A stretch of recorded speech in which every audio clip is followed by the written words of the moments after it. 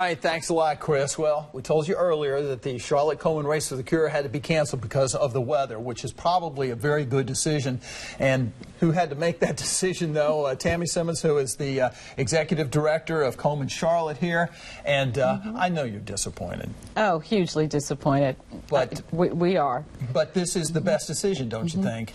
Well, yeah, after conferring for a couple of days with the Charlotte Police Department, with weather authorities, with our board of directors, all of the stakeholders were at the table, and we have been watching this. And, you know, this morning it became pretty clear that we would really be putting some of our participants maybe in danger if we were to go ahead. So we did make the decision that to look out for volunteers who would be out there trying to set up, and our vendors who would be trying to get there, and then obviously all of our race participants. We decided as a group that it was better to cancel this year's race. Well, this was going to be the 19th year.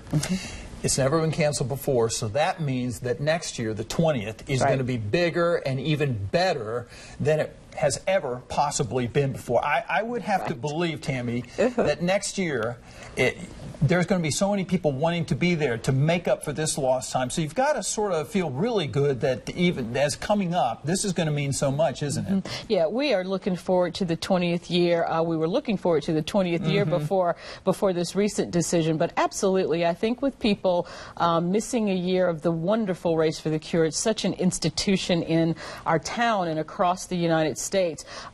People will be ready and they'll be waiting, and we will be geared up for it. So we're looking forward to it. It is possibly the most uplifting event you'll ever attend. Now, a lot of people are going to want to know, what about the donations that they've made in regard to this year's race? Yeah, well, we certainly hope that people will think of their registration fees and, in some cases, sponsorship fees as a donation to Susan G. Komen Charlotte.